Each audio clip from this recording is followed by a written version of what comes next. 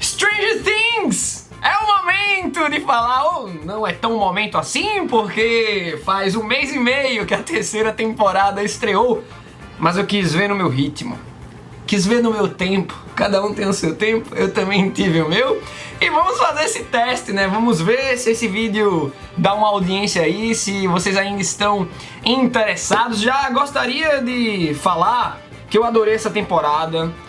Tivemos aí um plot, né, uma trama mais original. A segunda temporada foi uma coisa meio... A primeira com um monstro maior, o Will de novo, mamãe, todo mundo em pânico.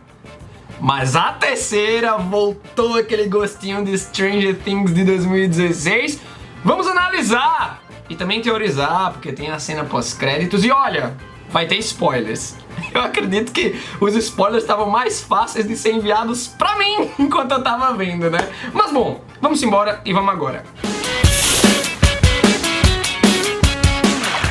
Lembra de seguir o Oblu no Instagram e no Twitter, já vai dando like aí, um like invertido, não, aí vai virar um dislike, né? Então dá um dislike invertido, que vira um like. E se inscreve no canal para mais vídeos de séries. Tô ligado que vocês estão pedindo The Boys, Watchmen, The Witcher, com certeza vai estar aqui, já temos vídeos inclusive. Mas vamos lá falar de Stranger Things. Galera, como eu falei pré-vinheta, eu gostei muito dessa temporada. Pra mim ela tá no nível da primeira, eu acho a segunda a menos boa, mas ainda assim é boa, né? Tem aquele episódio filler lá da Eleven. Temos análises da primeira temporada e da segunda. E quando eu vi isso no Oblu, pô, eu tenho que trazer a terceira, mesmo um tanto quanto atrasado. Eu gostei muito dessa terceira temporada em relação aos núcleos que vimos, né? Teve uma separação de grupos e eu achei que tudo foi muito bem resolvido, os núcleos foram muito bem distribuídos, culminando numa união final no shopping, né? Que é um tema central dessa terceira temporada. Gostei muito dos mistérios, foram me prendendo. A gente tem uma temporada mais gore, aquele terror cru com vísceras e tripas e carne moída e ossos também. Eu gostei muito da formação do monstro. A galera chegando lá, se tremendo, tendo uma convulsão e virando papa, velho, virando carne moída. Meu irmão, eu ficava me perguntando, essa galera foi clonada e o povo real tá no mundo invertido? Mas não, era o povo mesmo, velho. Morreu metade da população de Hawkins, ou não, né? Que se fosse metade da população, a cidade teria meio que parado. O número de episódios é o ideal, 8 episódiozinhos, a trama vai avançando, vai te deixando curioso. Eu tava vendo de 1 em 1, quando chegou por volta do 4º, 5º episódio, eu fiquei bem curioso, quis começar a ver de 2 em 2, eu não curto muito maratonar, por isso que eu nem ligo direito pra esse esquema da Netflix mandar todos os episódios de uma vez. Na verdade eu ligo, já eu vou dizer por quê. No caso de The Witcher eu vou maratonar porque eu quero dar um peso muito grande a The Witcher aqui no Oblu, porque é uma obra que me encanta nos jogos, nos livros e provavelmente vai encantar na série, né? Tem tudo pra encantar. Mas aqui no caso de Stranger Things eu quis ver no meu tempo. Primeiro que eu não tava com tanta empolgação, pelo que eu já falei da segunda ter sido um reloaded da primeira, na minha visão. E aí eu quis ver no meu tempo. Eu tinha percebido que eu já tinha trazido análises de Stranger Things 1 e 2, mas aí pra 3 eu, pô, vamos ver se eu faço. Como eu esperei muito tempo pra gravar, será que dá? E eu acho que a gente tem que fazer a coisa no tempo da gente.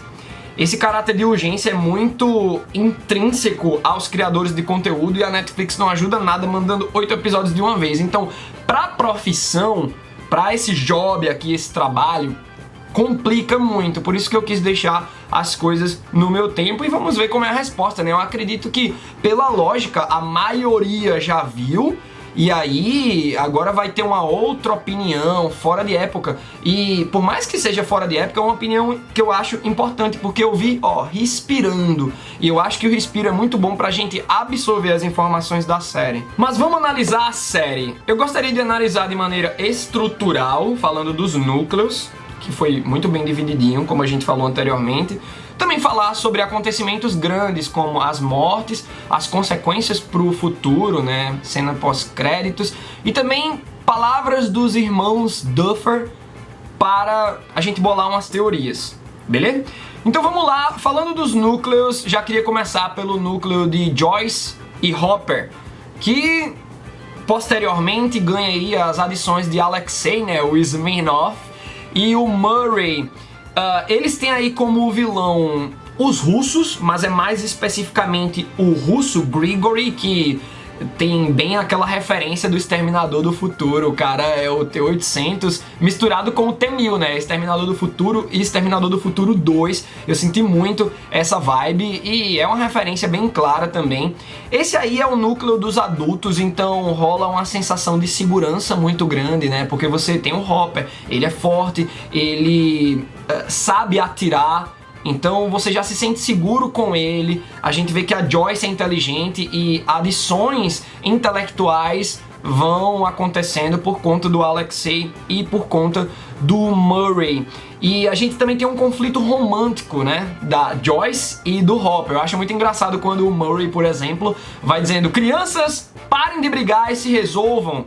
Get a room, né? Tipo, arranje um quarto que vocês estão precisando. Realmente, né? A Joyce já curte o Hopper. A gente sabe claramente que o Hopper curte a Joyce, mas os dois estão naquela tensão sexual. E o que falar do Alexei, né? O cara veio pra conquistar, é uma pena ele ter morrido, e ali no caso teve um corpo, porque se não tem corpo, não morreu, não é a prova. No caso do Alexei, ele morreu mesmo, e eu achei ousadia e alegria, porque é um personagem carismático. Ele entra no episódio e 2 episódios depois o cara já morre, e eu fiquei, poxa, velho, ele poderia ser muito legal de ser trabalhado nas temporadas futuras. Um outro núcleo é formado por Dustin, Steve, Robin e Erica. Que núcleo! É o melhor que teve aí, de longe, disparado, dessa terceira temporada. A gente vai vendo personagens quebrados e os seus arcos de evolução. O Steve, pra mim, é um dos personagens mais interessantes de Stranger Things, porque narrativamente é muito interessante ver pra onde é que ele tá indo. Há alguns personagens, como o Jonathan, que eles já se encontraram desde a primeira temporada e não tem mais o que evoluir. Eles acrescentam na trama, né, nos paralelos, no roteiro, pra onde a trama geral vai. E claro que um personagem como o Jonathan ajuda muito a avançar a trama, mas no caso do Steve, há uma evolução interior dele que me encanta bastante. É por isso que a gente gosta tanto dos anti-heróis, porque a gente vai vendo essa galera evoluir, ganhar um coração, né? E a Robin também foi uma adição muito boa, além da interação do Steve com o Dustin ser tremendamente incrível. Eu adoro ver aqueles dois, já quando eles se veem pela primeira vez, nos primeiros episódios, eles vão fazendo aquela brincadeirinha de ficar imitando uma espada lá. Eu adorei. E tem uma virada muito interessante sobre a Robin. Gostei, a gente tava pensando que Steve e Robin iriam formar um casal. O Steve até acorda, né, pra essa possibilidade, e o Dustin tinha dado um toque nele, porque o Steve sempre tá naquela de, pô, eu queria namorar uma garota popular, véi, que conceito arcaico de você querer ficar com alguém por conta de popularidade. Fica com alguém que tu gosta, que te faz rir. E isso é um conselho pra vida. O Dustin é uma criança falando isso pra ele quando eles estão espionando lá no Starcourt. E aí, quando o Steve se liga nisso, ele descobre que a Robin gosta de garotas e ele entende o lado dela. E eu achei muito legal eles terem ficado amigos, pra nem tudo ser formação de casal. Então me deixou mais encantado ainda com esse núcleo. Também gostei muito da Suzy, né? Ela não tá presente nos 7 primeiros episódios, ela aparece lá no 8º, bem rapidão. Eu gostei muito do momento da musiquinha dela com o Dustin, né, eles cantando a Never Ending Story. Mas aí, galera, pensa comigo, quando eles estavam cantando, tava me dando muita agonia, porque era uma sequência que cada ação dependia de outra. Tipo, se a constante de Planck que a Suzy sabia fosse dita rapidamente pro Dustin, a Joyce e o Hopper iam ter resolvido o problema de girar a chave, consequentemente o monstrão ia morrer, né, sem cérebro, já que o cérebro dele estava no mundo invertido. Nem o Billy, nem o Hopper iam morrer. No caso, o Billy morreu mesmo. O Hopper a gente vai mandar umas teorias. Mas pra mim, o grande contraponto desse grupo foi a Erica. Que personagem chata! Eu tava gostando muito da participação da Erica na segunda temporada, que era quase nada, mas ela aparecia e o ar da graça já dava um peso pra Erika. Só que aqui ela era muito exigente, reclamona, ameaçando, sabe? Então eu não gostei, mas assim, eu acredito que ela serviu muito pra adicionar ao núcleo, mas ela como uma personagem isolada, não. Lembrando que esse núcleo formado por Dustin, Steve, Robin e Erika teve como vilão ou desafio os russos de maneira geral, né? Que estavam lá no subsolão do shopping Starcourt. Daí vamos pro núcleo do Mike, Eleven, Lucas, Max e Will. Eles tiveram como vilão, por maior parte do tempo desse núcleo, o Billy, possuído, né? O Billy já tava de boas, trabalhando como salva-vidas, tranquilinho, paquerando as coroas. Mas aí, né, vem o Devorador de Mentes e usa o Billy como um agente da destruição ali em Hawkins, né? Galera, eu achei esse núcleo interessante, mas adolescentes. Me deu muita agonia ver aquela fase da puberdade muito presente no Mike, principalmente, né? Chegou para uns, foi o caso do Mike, do Lucas, mas não chegou para outros, como é o caso do Will. E tudo bem, cada um no seu tempo, né? Parece que na vida a gente tem que seguir um padrão, e até o próprio corpo da gente não segue um padrão, né? O ponto forte para mim desse núcleo foi a Eleven e a Max. E depois dessas duas, o Will. Eu até tava pensando, dada a deixa da segunda temporada, que Eleven e Max iam tretar. As duas não iam se dar bem ali no começo, mas com uma possível amizade no final. Só que a gente já vê essa amizade do começo, as duas se ajudando, porque o Mike e o Lucas estão dando umas desculpas esfarrapadas, né, ali, dando um chá de sumiço. E aí as meninas se unem, eu achei bem interessante essa amizade e também gostei de como o Will tá encarando os seus amigos entrando na puberdade e meio que esquecendo, né, os jogos de RPG, tipo, dane-se, a gente quer tá passeando com nossas garotas. Então o Will tá se sentindo um pouco isolado e é um sentimento que perdura, né? Porque o Will, ele foi isolado anteriormente, mas por outras problemáticas, como, por exemplo, o Devorador de Mentes possuindo o garoto, né? Mas assim, no geral, amei Eleven e Max. Intermediário, o Will. E lá embaixo, chatos pra caramba, o Mike e o Lucas. Mas o Mike ainda teve uns momentos fofinhos em que ele não diz um eu te amo, mas nas entrelinhas é exatamente isso que ele diz quando ele tá preocupado com a Eleven, então ponto pro Mike. Daí temos o núcleo da Nancy e do Jonathan.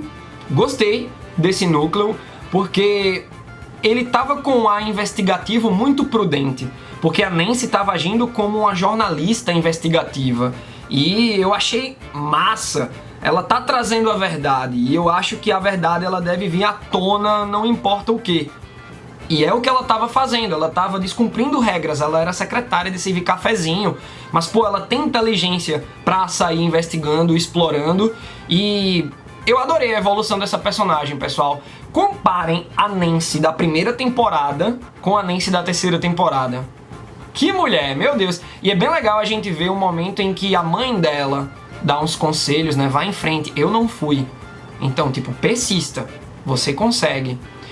Como vilões, né, esse núcleo da Nancy e do Jonathan tem aí os chefes deles, assim, no primeiro momento agindo como superiores babacas na empresa, né, no jornal de Hawkins, The Hawkins Post, e posteriormente esses chefes continuam sendo vilões, só que possuídos pelo Devorador de Mentes. E como vocês puderam ver, da análise eu não tenho muito o que adicionar sobre o Jonathan. Pra mim ele foi uma sopa de chuchu nessa terceira temporada. Mas vamos às mortes. Eu sei que é um tema bem forte da temporada que eu sei que vocês gostariam de ver comentado. Tivemos a morte do Alexei Smirnoff, galera, eu não acredito, foi um personagem que eu tava me apegando muito.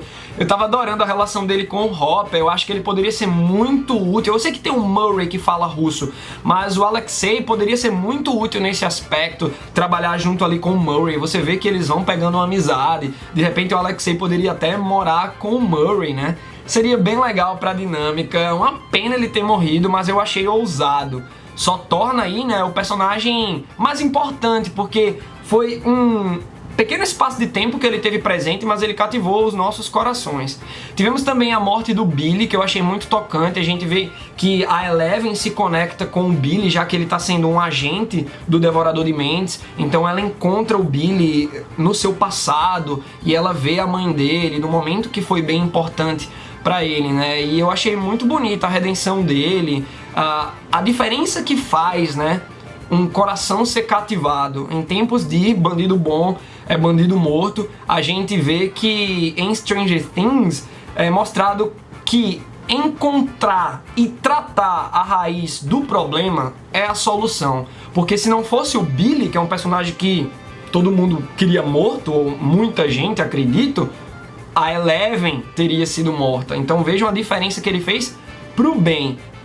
Então, palmas pro Billy, palmas pro Billy. Ele é um cara que tem meu respeito.